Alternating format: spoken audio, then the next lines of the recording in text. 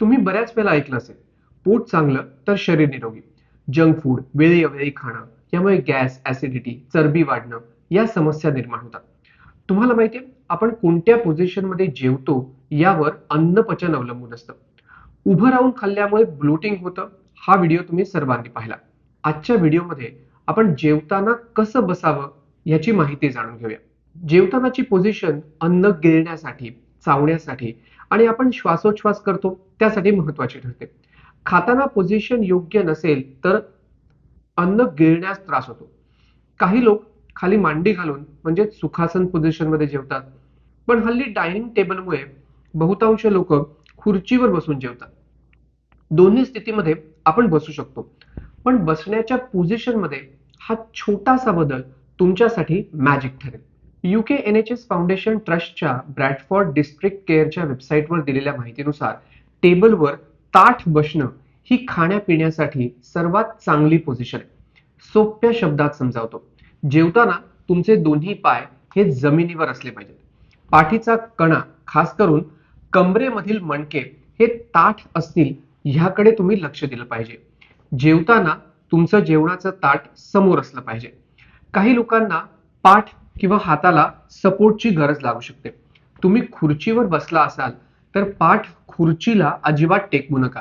पाठ खुर्चीला रेस्ट करू नका. आणि खाली बसला असाल तरी पाठीचा मणका हा ताठ ठेवा. या सोप्या उपायाने गॅस, अपचन या समस्या दूर होण्यास मदत मिळते.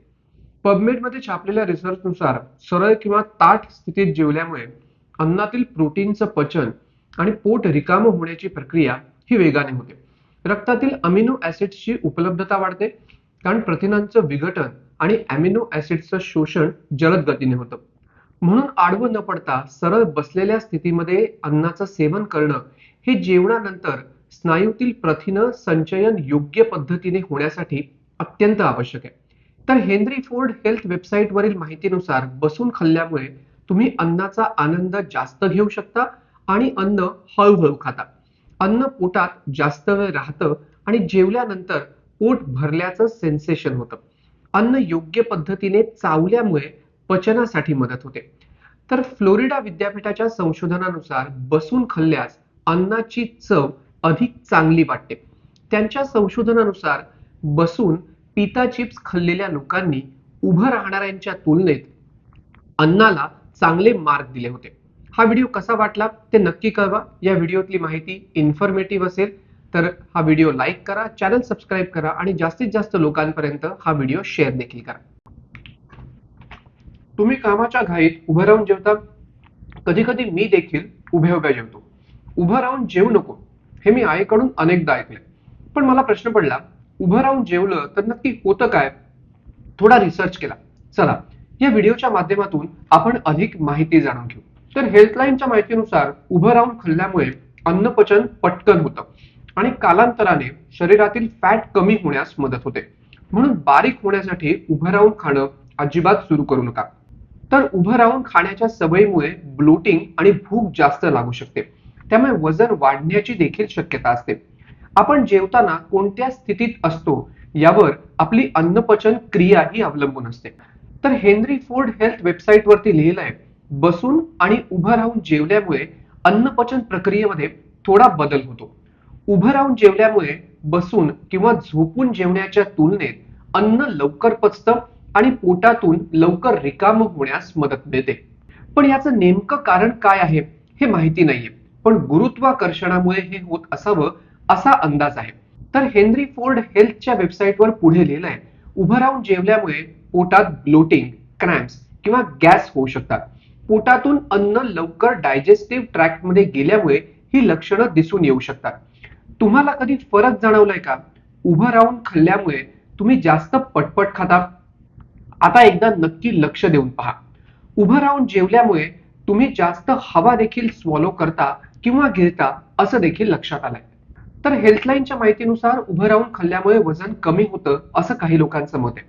याचं कारण म्हणजे 2018च्या संशोधनात आढळून आलं की 6 तास उभं राहिल्यामुळे बसल्यापेक्षा 54 कॅलरी जास्त बर्न होतात. पण या उलट उभं राहून खाल्ल्यामुळे तुम्हाला भूक जास्त लागण्याचं सेन्सेशन होऊ शकतं असं देखील हेल्थलाईनच्या आर्टिकलमध्ये लिहिण्यात आलाय. तर उभं राहून खाण्याचा एक आश्चर्यकारक परिणाम हा फ्लोरिडा विद्यापीठाच्या संशोधकांना आढळून आला होता. जर्नल ऑफ कन्झ्युमर रिसर्च मध्ये प्रकाशित त्यांच्या अभ्यासानुसार जेवणाची स्थिती चव जाणण्यावर परिणाम करते. उभं राहून खाल्ल्यास अन्नाची चव योग्य कळत नाही असं त्यांच्या लक्षात आलं. यासाठी संशोधकांनी 350 लोकांवर प्रयोग केला. पिटा चिपची चव कशी वाटते याचं मूल्यांकन करण्यासाठी त्यांना सांगितलं. ज्यांनी उभे राहून चिप्स खाल्ले त्यांनी त्याला कमी गुण दिले. संशोधकांच्या माहितीनुसार उभं राहून खाल्ल्यामुळे फिजिकल स्ट्रेस येतो आणि टेस्ट बर्डची जाणीवही बदलते. हा व्हिडिओ आवडला असेल, या व्हिडिओची माहिती उपयुक्त वाटली असेल तर लाईक करा, चॅनल सबस्क्राईब करा आणि जास्तीत जास्त लोकांपर्यंत हा व्हिडिओ शेअर देखील करा. तुम्ही कधी चालता चालता खाल्लंय? 90% लोकांनी एकदा तरी चालताना खाल्लं असेलच. कधी ऑफिसची घाई तर कधी घरी जाण्याची गडबड. सँडविच, वडापाव, रोल, बिस्किट किंवा चिप्स हातात घेऊन आपण पुढे होतो. जेनझी म्हणतात लेट्स ग्रॅब अँड गो. आजच्या व्हिडिओमध्ये चालताना खाल्ल्याचा शरीरावर काय परिणाम होतो, यामागचं सायन्स काय, चला जाणून घेऊ. संशोधक सांगतात चालताना खाल्ल्याने आपली भूक शांत होत नाही, असं म्हणा, मन भरत नाही. त्यामुळे नंतर खाण्याची इच्छा जास्त होते आणि आपल्याला जास्त खाल्लं जातं. सरे विद्यापीठाने एक संशोधन केलं. संशोधकांना आढळलं हातात स्नॅक घेऊन चालणाऱ्यांनी गप्पा मारताना किंवा टीव्ही समोर बसून खाणाऱ्यांपेक्षा नंतर जास्त खाल्लं. बिझनेस इनसायडर मध्ये छापलेल्या माहितीनुसार संशोधनाचे प्रमुख जेन ऑगडेन सांगतात चालताना खाणारे लोक त्यानंतर खूप जास्त खातात. चालणं एक डिस्ट्रॅक्शन आहे. चालताना खाल्ल्यामुळे खाल्ल्यानंतर भुकेवर होणारा परिणाम हा डिस्टर्ब होतो. तर काही तज्ञांचं म्हणणं आहे काही लोक चालताना खाण्याला व्यायाम समजतात आणि त्यानंतर पुन्हा खातात.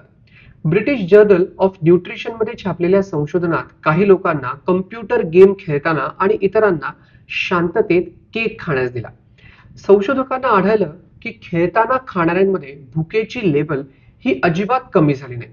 चालताना खेळताना आपलं लक्ष हे खाण्याकडे नसतं, त्यावेळी आपण खूप जास्त खातो आणि त्यानंतरही आपल्याला खूप भूक लागते, त्यामुळे वजन वाढतं. तुम्ही एकदा स्वतःवरच हा प्रयोग करून पहा. चालताना आणि बसून खा आणि काय फरक जाणवतो ते पहा आणि नक्की मला कमेंट करून सांगा.